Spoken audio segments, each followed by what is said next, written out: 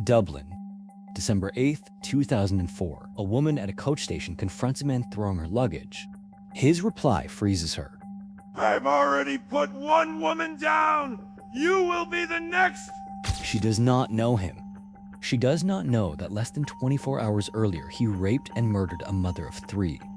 She does not know where he hid the body. He would take that secret to his grave, forever. But she will remember what he said. And 7 years later, those words will help convict him.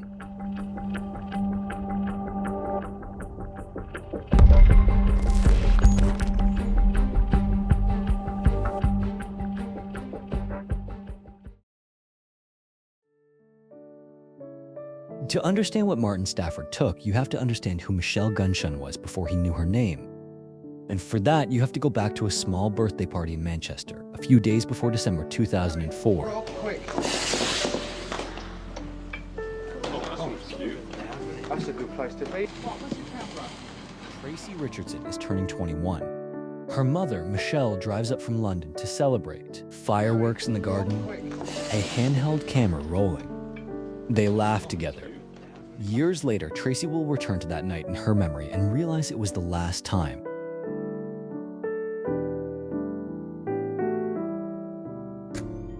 The last time I seen my mum alive was my 21st birthday. We went to my Auntie Marie's to celebrate. Michelle was born in Islington, North London on August 19, 1966. By the winter of 2004, she was 38 years old, raising 3 children and working as a security guard. But what defined Michelle was never the job. It was the way a family party changed the moment she arrived. Her niece, Stacy, struggled even as an adult to find a word big enough for her. I always called Michelle Auntie Michelle because she's always been there. I couldn't think of any other title that I could give her. Michelle was fun, lively, like a big child. It's like she never grew up. The female Peter Pan. For Marie, Michelle's sister, it was something deeper than that. I walked into the class and I saw this little girl at the back with that little black bob hair. And I went over and introduced myself. And yeah, we just inseparable, as we were told, inseparable. For Tracy, Michelle was something closer than a mother. They spoke on the phone every day, the kind of daily chats a daughter takes for granted until they stop. Mine and my mum's relationship was a good relationship. We didn't hide anything. Growing up as a teenager, we got on really close. In early December 2004, Michelle takes a short work assignment.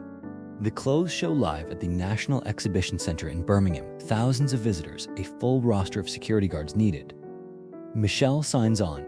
Routine work, a few days away. She drives up from London in her blue Ford Escort with 2 colleagues on December 3rd. The job comes with accommodation, but on arrival, the original hotel has been flooded. The company reassigns the 3 of them to a replacement. Journalist Neil Keeling, who covered the case, describes the place they sent her. She had to stay there because her original hotel, the premises had been flooded. Michelle and her 2 colleagues check in, unpack, and start their first shift. What Michelle does not know is that a man has been watching her since the moment she walked through the Dubliners' front door. His name is Martin Stafford. He works there as a glass collector, the kind of employee who moves through the room invisibly, clearing tables, refilling trays, noticing everything. He lives in a room in the same upstairs corridor as Michelle, just 2 doors down. Stafford has 23 previous criminal offenses in Ireland, including sexual offenses. The pub's owners do not know this, because for a glass collector in a busy pub, there are no background checks. Michelle works her first shift on December 3rd, her second on December 4th. After that second shift, around 10:30 at night, she calls Tracy from her room at the Dubliner. Tracy is tired. Her mother is tired. December the 4th, 2004, phoned up about 10 o'clock at night. She seemed tired, so I said, I'll let you go and I'll speak to you tomorrow. Tracy does not know as she puts the phone down, but those are the last words she will ever say to her mother.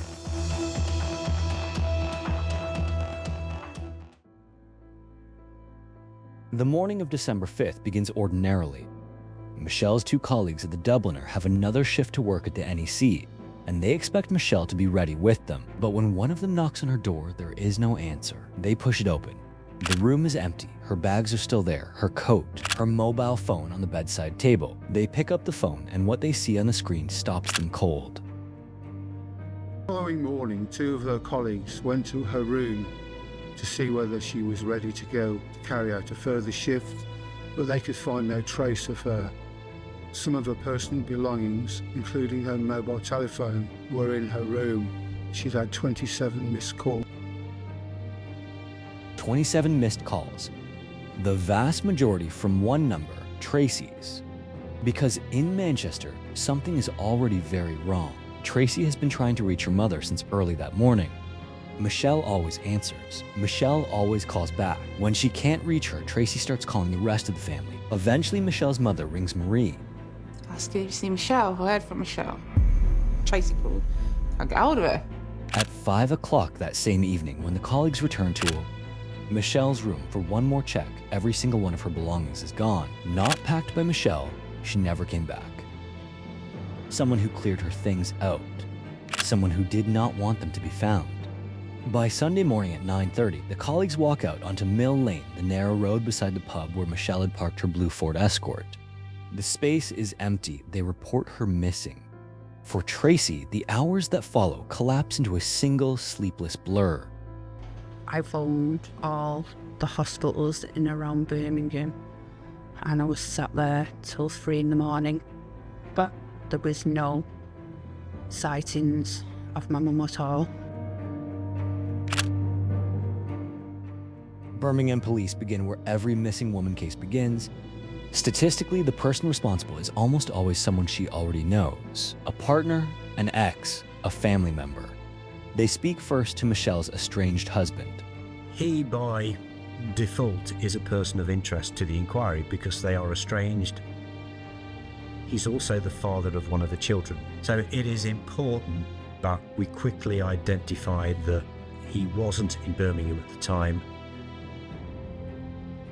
With the most likely suspect eliminated, detectives turn to Michelle's digital footprint, her phone, her bank cards, the daily rhythms of her life. What they find is not a woman who walked away. It is a woman whose entire existence has simply gone dark. We're all creatures of habit to a greater or lesser degree. And that means that we frequent places, we use mobile telephones, we access our bank accounts, we meet people. And in Michelle's case, all those things came to an abrupt end. 2 days later, December 7th, the Ford Escort is found. It has been moved from Mill Lane and abandoned half a mile away on Rhea Street. And the moment the responding officer sees it, he knows something is catastrophically wrong. It's got thick mud deposited on the wheels, the wheel arches, the wing, the door frame, the under panel. This is an inner city area. We haven't got muddy rural lanes. There isn't anywhere where you could drive through and capture so much mud on a car. That was unusual. This is Birmingham, a city of pavement and tarmac. There is nowhere inside the city where a car can pick up that much mud. Whoever was last behind the wheel had driven it somewhere rural, somewhere out of the city, somewhere a body could be hidden. Then they had driven it back into town and abandoned it. Forensic officers open the doors, and what they find inside confirms their worst fears. A cursory and initial examination of the car revealed that there were bloodstains, and also in the boot was what was believed to be Michelle's. Within 24 hours of my mum's disappearance, I knew my mum was dead. I had a gut instinct. At that moment, the investigators' classification of the case changes. This is no longer a missing person inquiry. This is a homicide. And the killer they already suspect has been staying just 2 doors down from Michelle's room the entire time. Within hours of Michelle's car being recovered, detectives begin scanning every camera in Birmingham that might have seen it move. On December 9th, 2 speed cameras, one on Hagley Road, one on Bristol Road, trigger as the Ford Escort is driven past at speed. The images are grainy, but they are enough. If you look at the driver's seat, there is a clear image of the back of a male. And if you look in the near side mirror, you can see an outline of their face. A male sitting in the driver's seat, wearing a seatbelt, and in the passenger seat beside him, visible in the wing mirror, another outline. A figure with a mop of black hair. And we believe that's Michelle seatbelted into the passenger seat. The number of criminal offences that he had in his history.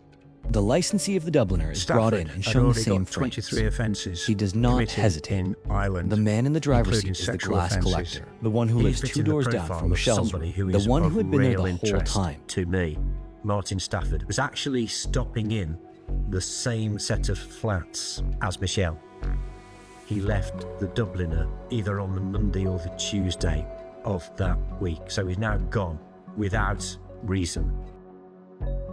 And as detectives run Stafford's name through Irish police records, they stop reading halfway down the page.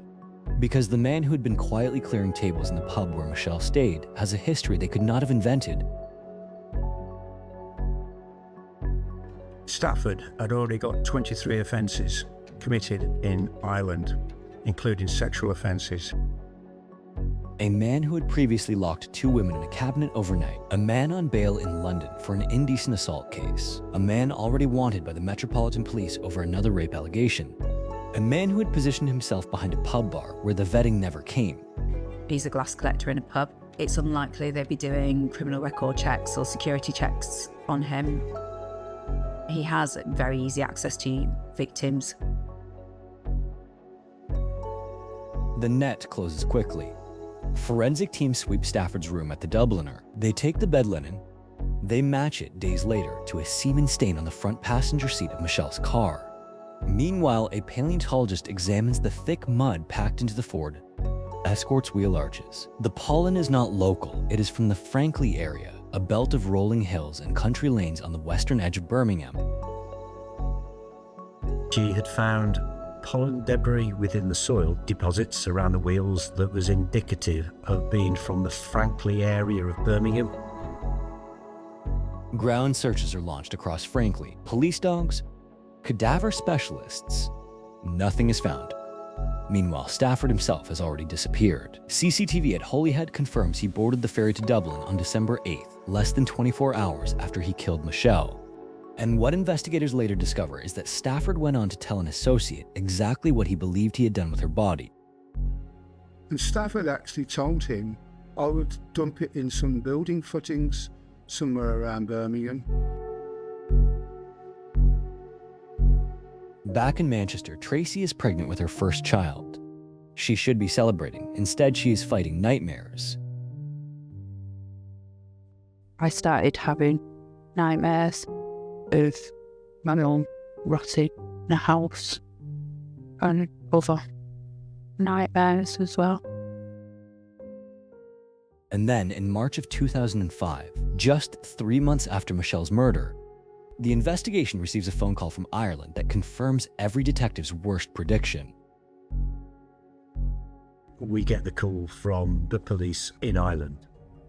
Stafford has committed a new offence. He's abducted a girl and he's kept a prisoner in a railway carriage.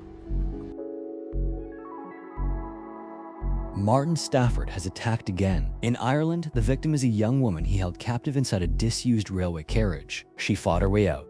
She lived, and her testimony helps convict him. But there is a catch. Under Irish law, Stafford must serve his Irish sentence first before the United Kingdom can extradite him to face trial for Michelle. Which means Birmingham must wait. It was important to know that Stafford would face justice. He wasn't going to present a risk to anybody else, but it was a waiting game. 9 years, 7 for Michelle's family, 7 years in which they know, the investigators know, the whole country knows.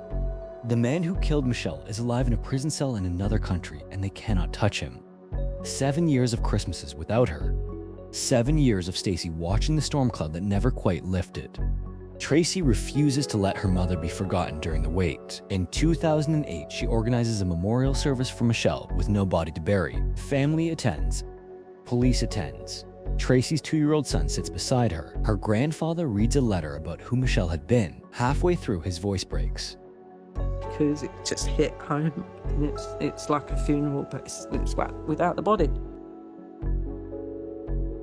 And then, after 7 years of waiting, the Irish sentence ends. On December 13th, 2011, Martin Stafford is finally extradited to Birmingham to stand trial for Michelle's murder.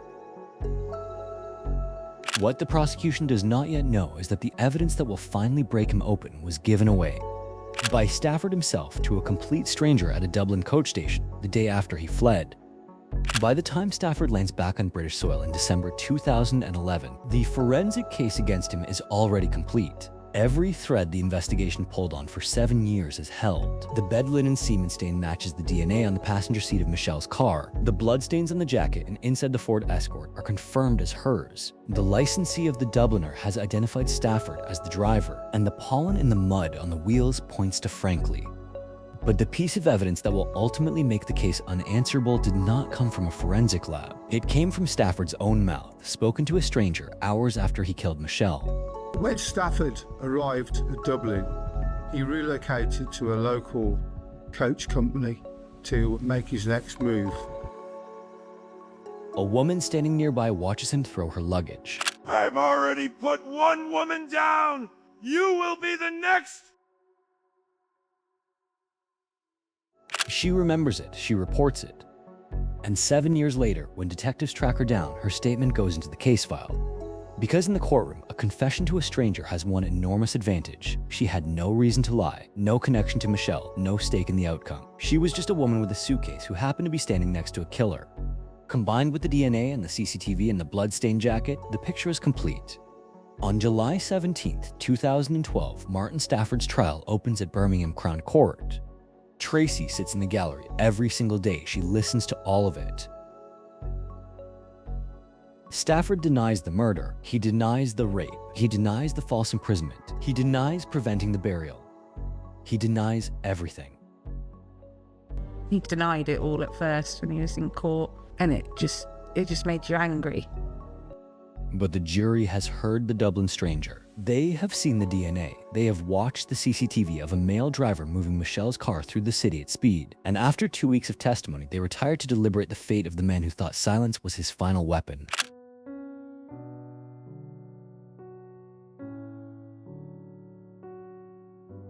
On July 31st, 2012, after 2 weeks of testimony, the jury returns. When the jury returned the guilty verdicts, I felt a great deal of relief. A great deal of relief. Guilty of murder, guilty of rape, guilty of false imprisonment, guilty of preventing the burial of a body. 4 counts, 4 convictions, life imprisonment with a minimum term of 33 years. Stafford is 44 years old. If he lives to the end of the sentence, he will be 77. But there is one fight Stafford refuses to lose. Inside the courtroom and every day after it, he is asked the same question. Where is Michelle's body? Where did he leave her? And every time the answer is silence. In 2014, Tracy writes him a personal 3-page letter, begging for a location, begging for somewhere to grieve. Under media pressure, the probation service eventually delivers it to his cell. He does not respond.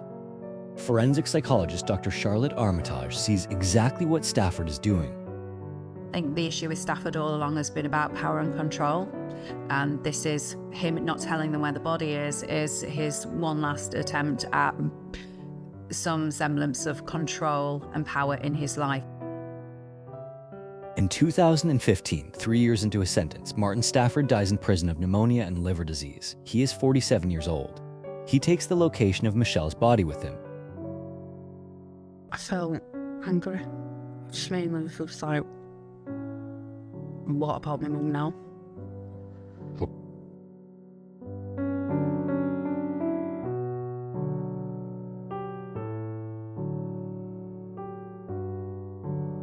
Martin Stafford believed silence was his final weapon. He believed that by refusing to say where Michelle's body lay, even on his deathbed, he could keep her family trapped in grief forever. That his silence would be the last word in the story. He was wrong. Because in the 20 years since Michelle vanished, Tracy Richardson has done the one thing Stafford never expected. She has refused to stay silent back. She has walked the streets of Digbeth looking for her mother. She has sat outside the Dubliner on quiet afternoons and spoken to Michelle directly, as if she were still there. She wrote Stafford a 3-page letter begging for the truth. She has pushed for every documentary, every newspaper feature, every article that keeps Michelle's name in circulation. She has turned herself over 2 decades into the single reason this case will never be closed. In 2021, a new piece of United Kingdom legislation came into force, the Prisoners' Disclosure of Information About Victims Act, more commonly known as Helen's Law. It denies parole to killers who refuse to reveal where they have hidden their victims. The campaign was led by another grieving mother, Marie McCourt, whose daughter Helen was murdered by a man who also never revealed the body. In that campaign, Michelle's name was spoken alongside Helen's, one of the faces of a law that now exists because families like Tracy's fought for it. Every time the documentary airs, Tracy's hope renews itself. Martin Stafford is ash now. He faded into nothing, exactly as he feared he would. But Michelle, the woman he tried to erase, is still spoken of, still searched for, still loved. She is still the Peter Pan mother who turned her sister's house into an adventure, who raised 3 children, who was the female version of someone who never grew up. She is still, to Tracy, the world, and somewhere in England, she is still waiting to come home. Hopefully one day she'll come home.